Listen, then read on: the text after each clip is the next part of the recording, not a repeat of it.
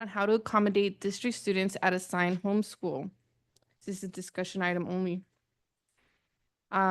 Before I speak, I'll open up the floor to my team members. Anybody have any discussions or comments? Mr. De La Torre? Thank you, Madam President. I think each of our schools is unique, and the fact that we allow our students to have open enrollment to enroll their kids in any school, that is huge. That's a big plus, And we want the parents to feel that they can enroll their kids in any school that they feel would best fit their child. Um, Perfect example would be, when my kids were young, um, their homeschool would have been Los Robles Academy. And sometimes you go, you visit the school site, you get a sense, what the learning that is going on, and you know your kids better than they do. So we chose Los Molinos Elementary School. Um, at that time, other people said, "Oh, choose this other school." We felt that Los Molinos was the best fit, and we're very glad that we did that. So I just think I understand that the conversation dwells in, what can we do to make sure that the students stay in their home school or nearest school because of reasons of, transportation or daycare, whoever needs to take care of them. I understand that. But I think with that, I do think we need to have um, the opportunity to bring community members and to prepare a plan. What is it that we can bring to that school site so they don't have to go across the district, to enroll their kids somewhere else. Um, so I appreciate the fact that we have this item here, but like I say, I'm in favor of open enrollment and to enroll your kids wherever you feel it's the best fit for them. Thank you. Thank you so much, Mr. De La Torre. Anybody else? Ms. Loera? Um, I do have some more questions later on, but I just want to ask a clarifying question to Dr. Jimenez. I know there was a law passed about open enrollment, about how and when. So before I discuss, ask questions, can you please let me know a little bit more about that? It's been a while since I read that. There's a new one that came up. So if you could remind us if you know what that law is or bill or whatever that was passed. Yes, I'm not sure if you're referring to the Allen bill at all, but I know there is, open enrollment laws. There's also district of choice that allows districts to basically enroll students from any district, and the district then would have to agree to take on the student for the period of time that that student is at that respective level. So if it's elementary, then they would agree to have the student come in from all through the elementary years and then go back to the home district to request for an inter-district permit for the next level. And then again, also at the high school level. So I was speaking to our executive director, student and family services, and I asked a question whether districts were requiring our students who are from outside the district to do that at each level. And the answer I got that because of enrollment being a big issue for many districts right now, that these districts are requiring their students to do it every year, although it's not required for a district to do it every year. And that also would also impact any people that work in this area. That also under that Allen bill, it allows that provision for people who work in a specific school district or in the region to be able to bring their students, and then you have to agree to take them. But any laws with respect to students going from one school to the other, then that would be based on local board policy with the intra-district permit. But I also understand that our current policy allows for a child to continue in a school from the first time they are enrolled in kindergarten. And I think that's where the difference lies, because most districts, the students always start out at the homeschool, and then they are required to get an intra-district permit before they are admitted into another school. But it's my understanding that based on our board policy and our practice, we do differently. We basically allow the parent to enroll in whatever homeschool they want to enroll in when they first enroll in kindergarten. And then that becomes a homeschool for the student, which is a little different. Yes, So thank you. I believe, correct me if I'm wrong, but also applies if a student is new to the district, they can choose anywhere they want. Oh, yes. Okay. Yes, that is correct. And that's the difference with us and other districts in that most districts require the student to go back wherever that homeschool is, and that's where you start. That's where you start off. I would like, I know this is only a discussion item, but I would like copies of our current policies of any laws that we need to be aware of as we further this discussion. Yes, we'll do that. Thank you. Mr. Kwok. Thank you, Madam President. So I'm going to put some context over this, right? Because we actually have no context, right? So California has a system where you have both intra-district transfer and inter-district transfer. That's the law. That's the right. You can do that. The only time this matter comes up is if you have limited space. That's the only situation. So let's keep all this in mind. What I would like to see is that there has to be a priority system of factors. All right. So one of them is home district, right? But there are others. I will tell you what they are. Dr. Menace cited one, which is continued matriculation there, right? You're not going to disrupt a kid, right? I'll give you another one. Siblings is another one, right? I'll give you another one. Matriculation pathway is another one. He had mentioned another one, which is employees. Well, we care about our employees, right? We want to make it easy. So my point is that this is not a straightforward calculus when you're dealing with a school site that is in significant demand and limited space. That's the only time this is relevant, right? You have a space, no issue, right? But what I do agree is home district is very important because they would have moved in for that school, right? It's always been that way. And have we not adopted a community schools model, right? But regardless is that the district must have some sort of system here.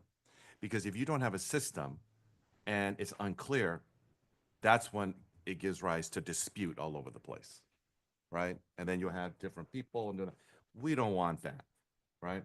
So come up with a system. Obviously, there's got to be some discretionary aspect of it, right? So you have to add in some discretionary component. But the time to go ahead and come up with this system is now, not when the problem rears, right? So again, just an idea of this. Thank you very much. I yield back to you, Madam President. Thank you so much. Context. Let me quote Mr. Kwok. We need to deal with this now, not when the problem exists, right?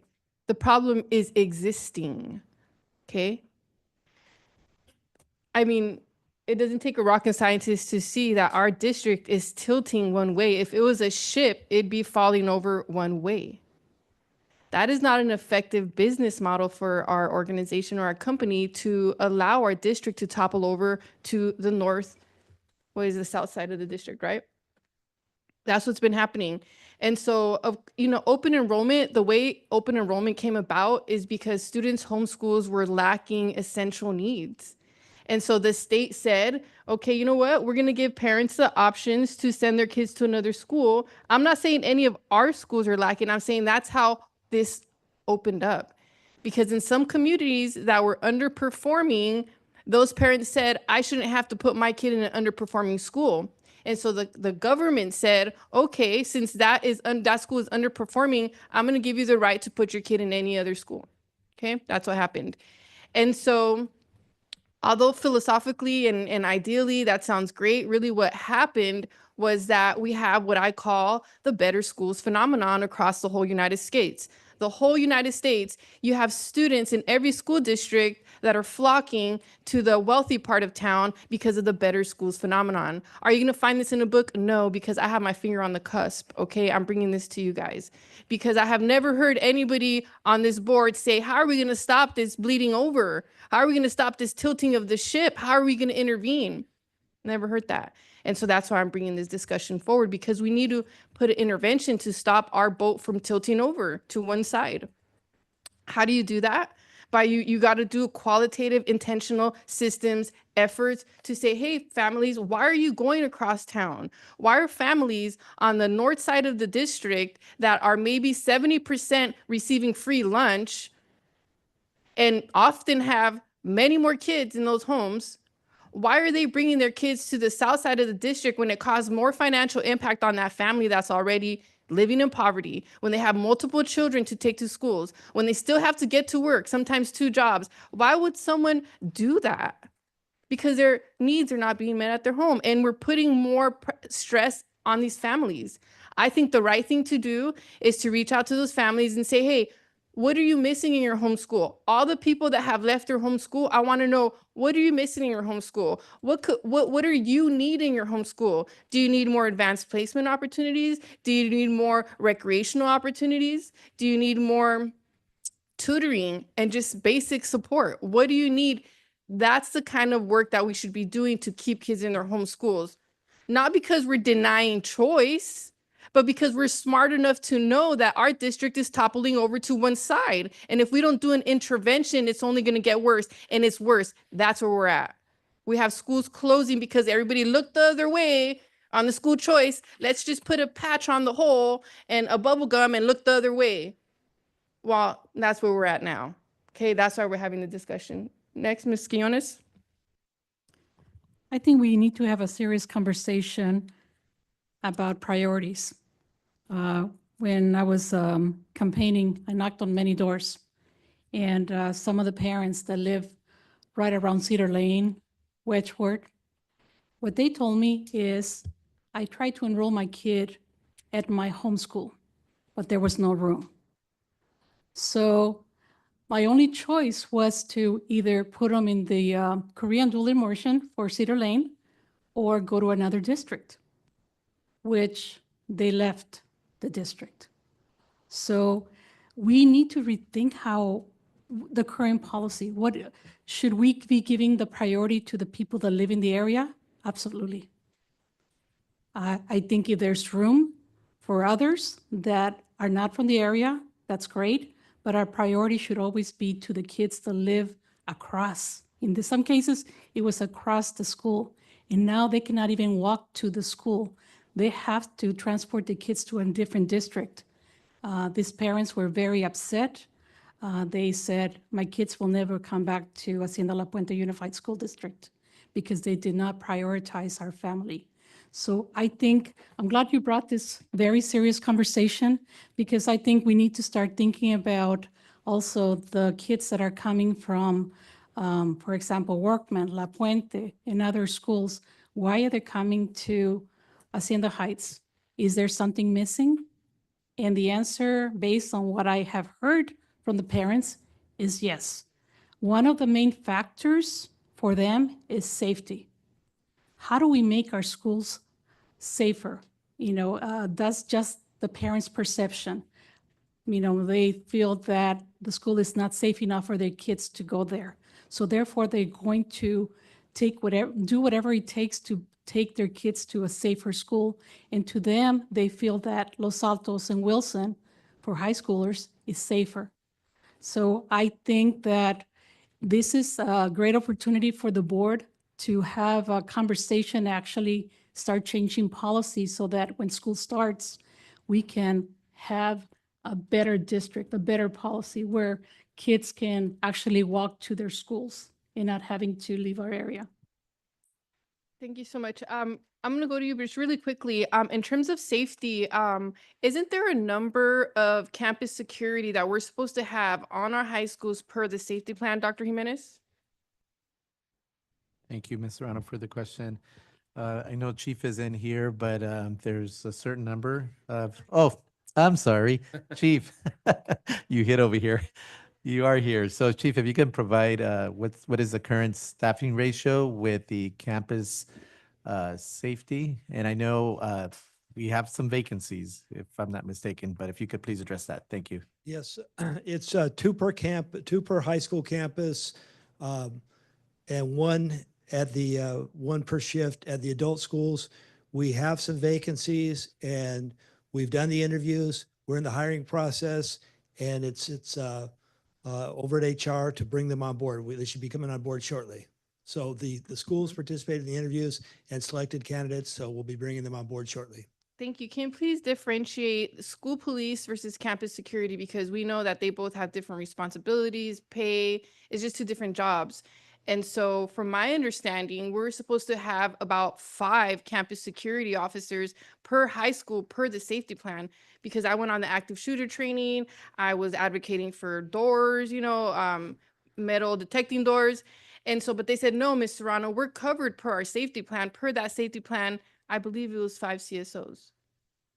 Well, we work, the campus security officers are security officers, and the police officers are sworn police officers. We work side by side with them. They're our partners. We're all part of the same Yeah, team to you- protect our students. The police officers are responsible for a quadrant. We have the 4 quadrants anchored by a high school, and the police officers are responsible for those quadrants. With the Lake Car police officer has the adult schools, and it's my understanding that perhaps Officer Barber would better be able to handle that. 20 years ago, there was 4 or 5 campus security officers, 5 campus security officers on those campus, but that was prior to the existence of the school police department. When the school police department came in, that number over time pared down to the 2 per campus. In the nearly 10 years that I've been here, that's the staffing level that it's been at. Thank you. Now, I imagine that number went down because now, like you said, we have the police also based on the declining enrollment, right? The ratio of the needed amount of security. But I still want to challenge, like, okay, 50% or maybe 60% of our students felt that they're unsafe. No offense to anybody, you guys are actually keeping us safe, right? But I think we can still supplement and add additional support in terms of campus security. And I've been advocating for that for 4 years. And so when you say safety, that's why I'm bringing this up, because I've brought this up multiple times. When you see more CSOs on a campus, you do feel more safe. And we have that trend with the data supporting it of not feeling safe. So thank you for what you do. And I just want to get more people out there. Now we need to differentiate. Are we bringing on CSOs or more police? We're in the process of hiring the additional CSOs to fill the vacancies. So each high school will have the 2. Okay, sounds good. Thank you so much, Chief. Thank you, Madam President. Ms. Quinones. One of the comments that was made by some of the students, female students, is that they would like to see more campus security that are females, especially when the restrooms, when they're checking for vaping or anything else, they would like to see more women security officers. Is that something that, how many do we have currently? Actually, is it against the law to say we want to hire women police officers? Our CSOs? Like, that's important. It is important. I support that, but it might be against the law. Pretty good. Yeah, if I you might, may, I mean, it's, yeah. you could have hiring goals. Okay. We currently have 2 at La Puente High School and at Valley. And it is certainly the school principal or an assistant principal participate in the interview process. And I know that is certainly a hiring goal amongst all the school principals, because just for the reason that you stated, Ms. Quinones, they definitely want those restrooms checked. And if we have just men as campus security officers, that really inhibits our ability to check those restrooms. We have to stand outside, pound on the doors, and give it 2 or 3 minutes before we go in, and whatever was happening in there is going to be over by the time we get in. Thank you so much. There's a few items I want to add, but I want to open up the Thank you. floor. Go ahead, Mr. De La Torre. Thank you, Chief. Yeah, thank you. I do want to mention that historically, this came about because of segregation in our districts. I have heard stories from veterans and old timers like myself when they tell me that this district used to have, you stay on your side of the tracks and we stay on ours. And the only way that they could go is if they did some work or something for this. For example, like Los Altos, they worked on the bleachers, and then somehow they were allowed to be students, even though their home school was La Puente. So I do think we want parents to have a choice, no matter what. And I know it was brought up safety. Safety is huge. The amount of traffic too. As we know, La Puente, Valinda, there's a lot of traffic, a lot of safety issues that we need to be concerned about for our students. There might be also gangs too. That predominantly you see a lot of the tagging. So enrollment too. For some parents, they rather have it if they're going to have their child in middle school. They rather have a small middle school, where it's 6th, 7th, 8th grade instead of a K-8, which is just a lot bigger.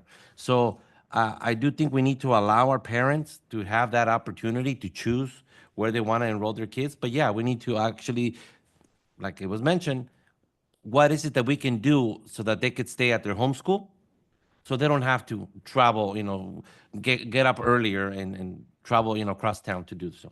Thank you. Thank you, Ms. Laura.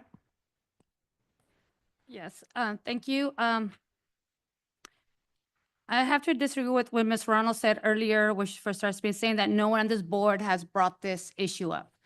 We brought this issue up when we're talking about enrollment during our meetings last year, many months ago. I've also brought this up too with Dr. Jimenez. I brought this up at our board meetings when we talked about enrollment, that I don't know what the solution is, whether closing open enrollment or not. I don't, right now, don't have enough information to say that.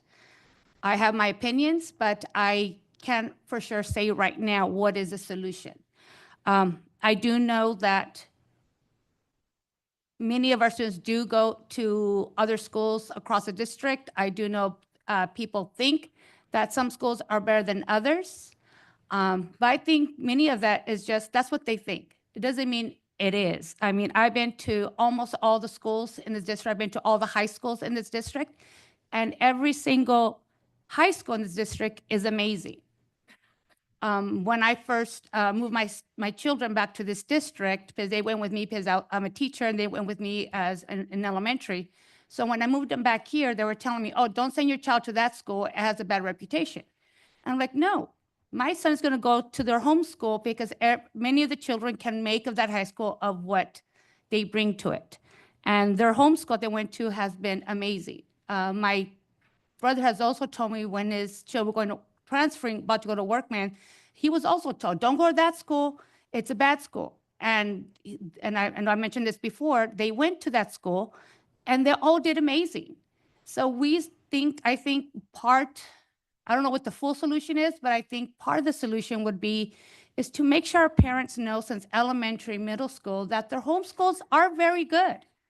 And if they keep saying we're going to go somewhere else, their home school is going to get even less support, less money. And then that's just going to perpetuate this cycle. So I think we need to see what we can offer the schools that are losing enrollment.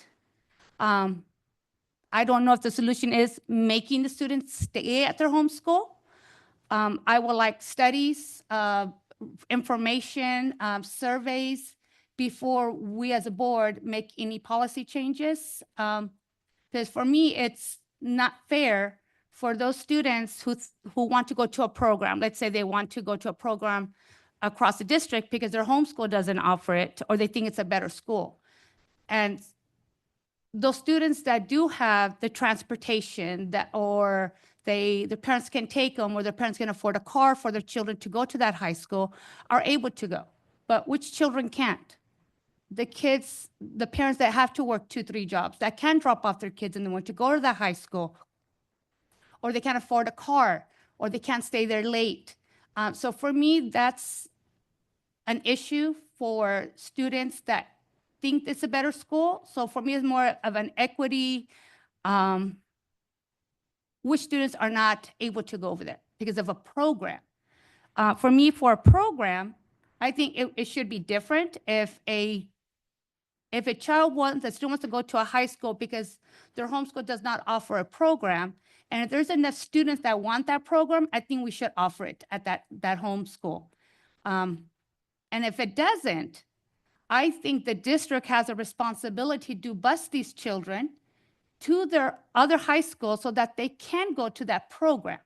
Now, I'm not saying just because they think it's a better high school or it's a better school, but because they offer the program where it's not at their home school, so that it's fair for for all the students across the district. But like I said, I don't know what the solution is.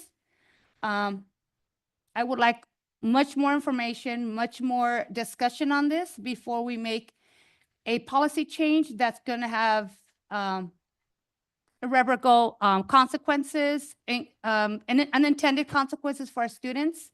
I don't want to rush this discussion, but I need a lot more information, studies, maybe some kind of surveys out to the parents first, information from our staff. I just need a lot more. So I'm glad this is a discussion because I think this is a very important discussion because I do want our students to stay at their home school because all of our schools are amazing. And because somebody tells them, no, that's not a good school, they go somewhere else. So I don't agree with that statement, but I do think they should go to their home school. But I don't know if closing enrollment is the best choice or not. I was thinking when I first got on the board, it would be a good idea, but now that I've been on the board and I've learned that we need a lot more information before we make quick decisions. So I would like a lot more information from our team of how other districts are doing it. Just a lot more information. Thank you. Just to clarify, it's a discussion on how to accommodate district students at assigned homeschool. Nowhere in that sentence did it say end school choice, change policy on school choice. Nowhere is it in there. So let me just clarify before people start getting people all scared for this unnecessary. We're just discussing how to keep kids in their homeschool, right? And to stop looking the other way. And yes, and this would be based on a needs assessment. A needs assessment is standard business practice. Okay, how do you do that? You reach out to all of the families that have moved from their homeschool and you ask questions, qualitative questions, like, what are you missing at your homeschool? What would motivate you to return to your homeschool? Okay, what are special programs that you look for at your homeschool? Are they advanced placement programs? Are they tutoring and extra, opportunities for support? Are they recreational programs? Is it clubs? And then there's also options for quad ride programs, right?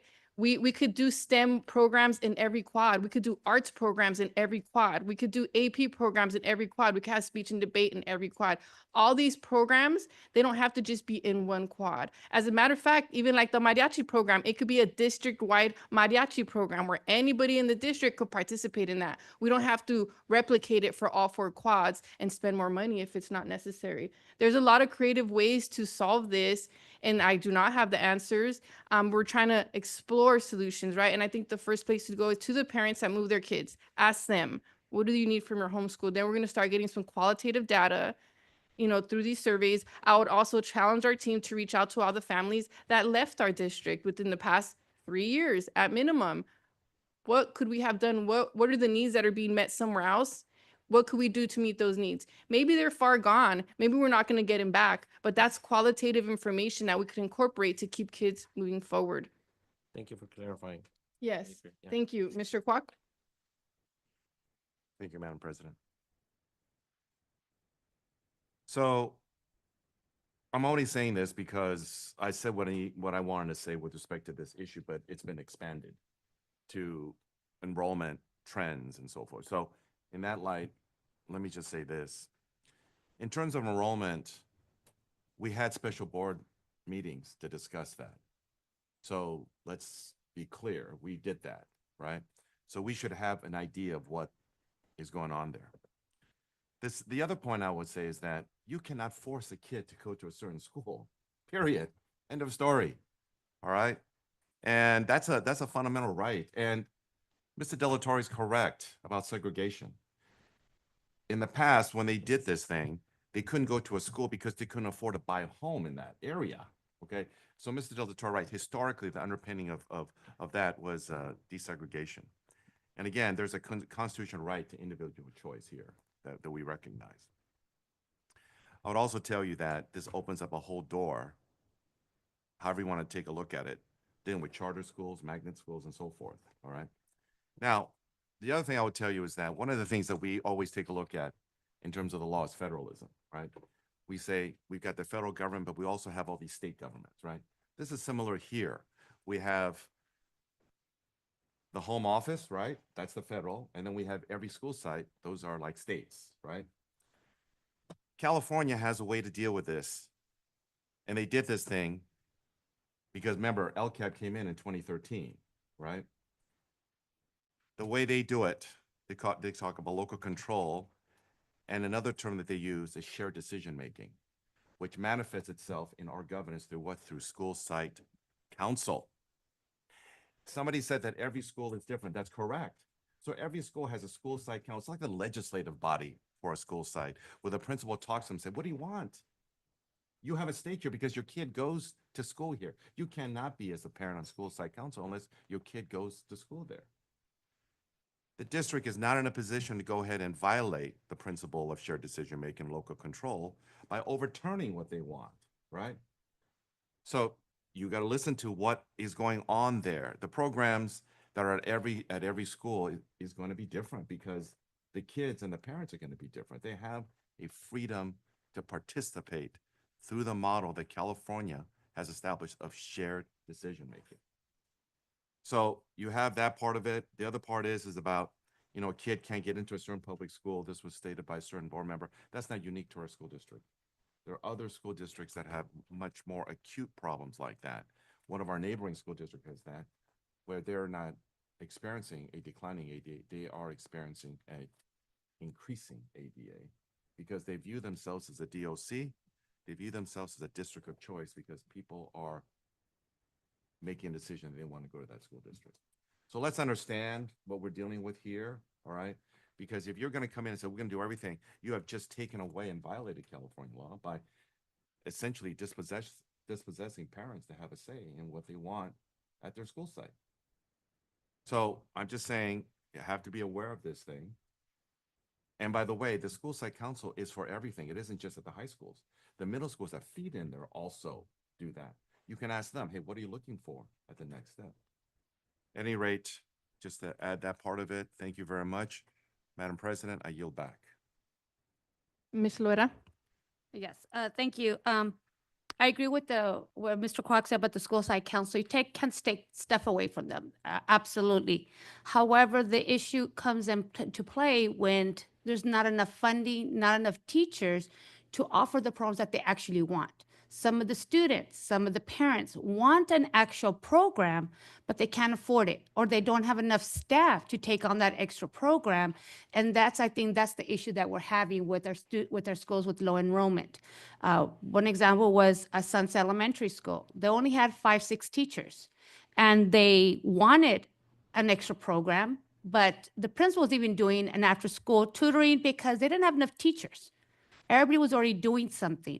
They didn't have enough money to pay a teacher or bring someone in because there was no money. So it's not about taking the power away from the school site council saying they can't have a program. That's not the issue here. The issue is that they don't have the staff, they don't have the funding to bring in. So let's say one school wants to do speech and debate, but they only have a limited number of teachers. And the teachers are already doing something. And the kids want speech and debate, but there's no staffing, or they don't have money to pay the teacher to do this after school, to go out and travel with the kids when they do speech and debate, to be their coaches. So if that happens, I want to make sure our kids stay in their home school and they don't go to a different school because they don't offer that program. Then we should be able to hopefully help those schools that want that program. So I think that's more of the issue that we're seeing, is that that's the reason they're going somewhere else, because they're not able to offer those programs. So that's what I want to see. If our students going somewhere else because they're not offering, not that they don't want to, they can't offer a program. I think it's the duty of the district to help those schools so that they can so they don't keep losing students, and then it's just a cycle that continues. So I know it's hard with our budget right now, but if there's some way to help these schools so they could stay, so that they don't keep losing enrollment. And I think that's more of the issue that Ms. Serrano has been talking about. And what I absolutely agree, we need to help these schools that are struggling to keep the enrollment there, to find out what the issue is. If it's programs, we need to find out how we can help.